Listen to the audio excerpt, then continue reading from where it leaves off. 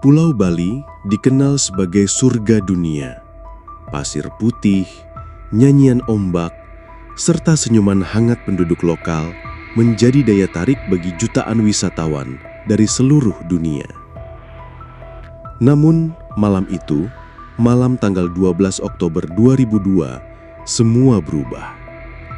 Pulau yang biasanya dipenuhi cahaya dan tawa mendadak menjadi lautan api, jerit gesakitan, dan kabut asap yang membawa bau daging terbakar.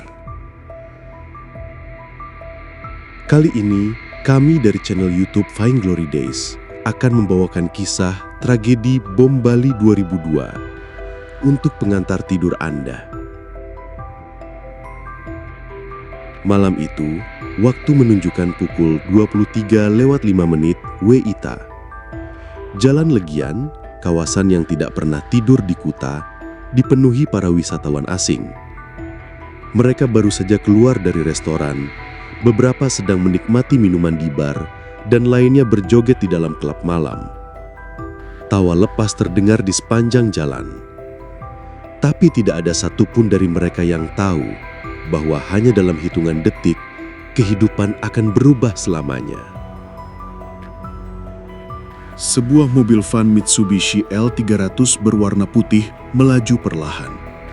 Tidak mencolok.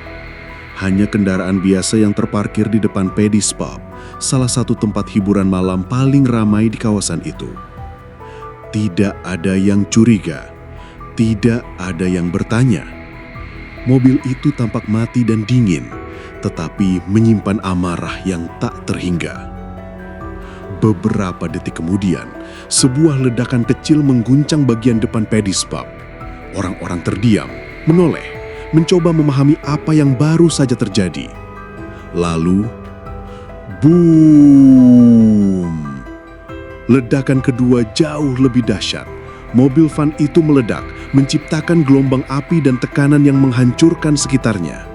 Api menyambar dengan kecepatan menakutkan, kaca-kaca pecah, dinding runtuh, tubuh-tubuh terlempar. Suara jeritan berubah menjadi tangisan dan panggilan putus asa. Api membakar udara malam, menciptakan langit jingga kelam yang menelan suasana pesta menjadi neraka dunia. Bar dan klub malam yang semula penuh tawa berubah menjadi lautan darah. Asap hitam mengepul, memenuhi paru-paru siapapun yang mencoba bernapas. Mereka yang selamat dari ledakan harus menghadapi kobaran api. Beberapa orang berlarian, tubuh mereka terbakar, kulit meleleh, menyeret napas di antara puing-puing. Yang lain hanya terduduk, terpaku dalam keheningan horor, menyaksikan tubuh-tubuh tanpa nyawa berserakan. Saksi mata menggambarkan tempat itu seperti zona perang. Aroma bensin dan daging terbakar bercampur di udara. Beberapa orang masih hidup, tapi hanya setengah dari tubuh mereka yang utuh. Potongan tubuh manusia berserakan di jalan. Tidak ada yang pernah membayangkan surga dunia bisa berubah menjadi kuburan massal dalam hitungan detik. Sari Club, bangunan 2 lantai yang berada tepat di sebelah Paddy's Pub, hancur total. Ledakan utama berasal dari kendaraan yang diparkir di depannya. Di dalam Sari Club, lebih dari 100 orang terjebak dalam kobaran api. Mereka berteriak, menendang pintu, berusaha mencari jalan keluar. Tapi api terlalu cepat, asap terlalu tebal. Banyak dari mereka akhirnya tewas karena terpanggang hidup-hidup atau kehabisan oksigen. Ambulans berdatangan, tapi mereka datang untuk mengangkut mayat. Rumah sakit kewalahan, kamar jenazah penuh, tubuh-tubuh ditumpuk. Tim forensik bekerja tanpa tidur, mencoba mengidentifikasi jasad yang sudah hangus. Beberapa hanya bisa dikenali dari kalung, jam tangan, atau cincin yang masih menempel di tulang. Jumlah korban mencapai 202 orang tewas dan lebih dari 209 lainnya luka-luka. Korban bukan hanya WNI, tetapi juga berasal dari Australia, Inggris, Jepang, Jerman, Korea, dan lebih dari 20 negara lainnya. Beberapa dari mereka datang ke Bali untuk berlibur. Ada yang sedang merayakan ulang tahun, ada yang baru saja menikah, ada pula yang hanya ingin menikmati satu malam sebelum pulang ke negaranya. Pihak berwenang langsung turun tangan. Pagi harinya, garis polisi membentang di sepanjang Legian. Tim DVI, Disaster Victim Identification, mulai bekerja di antara puing-puing yang masih berasap. Potongan tubuh dikumpulkan dalam kantong jenazah. Bau kematian masih menyengat, menyatu dengan aroma bensin yang belum menguap sepenuhnya. Namun di balik tragedi ini, muncul satu kengerian lain, bahwa semua ini adalah hasil dari rencana yang sudah disusun rapi. Rencana yang melibatkan kematian massal didorong oleh kebencian buta dan ideologi ekstrim. Beberapa hari setelah ledakan, polisi menemukan fakta mengerikan.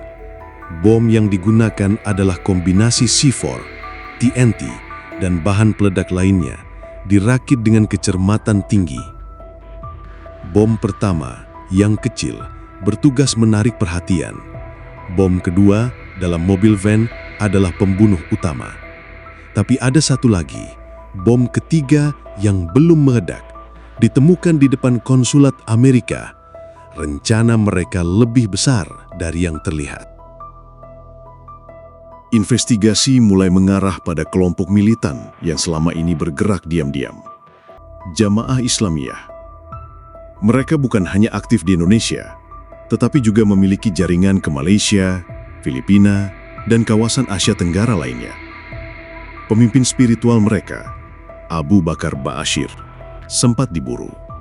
Namun, otak di balik serangan ini adalah orang-orang seperti Imam Samudra, Ali Imron, dan Amrozi, nama-nama yang kemudian menjadi simbol kebencian dan teror.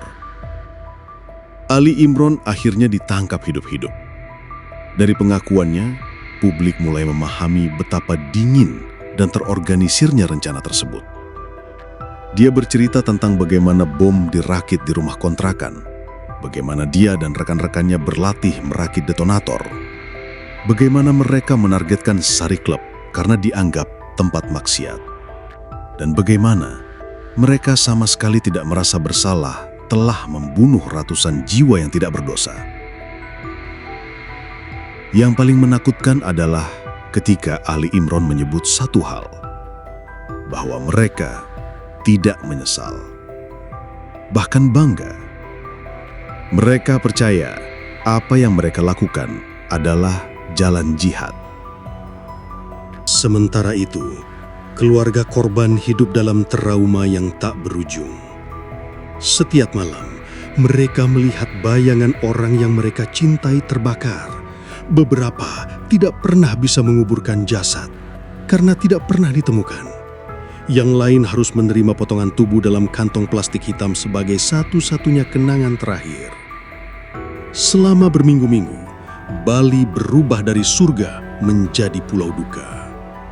Pariwisata hancur, hotel kosong, warung tutup, warga lokal kehilangan mata pencaharian. Tapi lebih dari itu, mereka kehilangan rasa aman.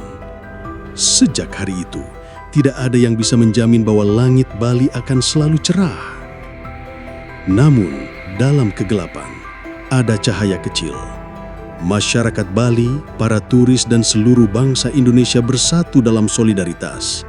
Mereka menyalakan lilin, mengadakan doa bersama, dan membangun kembali apa yang sudah hancur. Patung peringatan didirikan di Legian, di lokasi ledakan. Di sana tertulis nama-nama korban dari seluruh dunia. Sebuah pengingat bahwa kebencian bisa menghancurkan, tapi ingatan tidak akan pernah mati. Hingga kini, setiap tanggal 12 Oktober, lilin-lilin kembali menyala, doa kembali dipanjatkan, dan kisah itu kembali dibacakan agar dunia tidak lupa bahwa di balik keindahan ada luka yang dalam. Sebuah malam yang membekas dalam sejarah. Malam ketika bom merenggut tawa dari Pulau Dewata.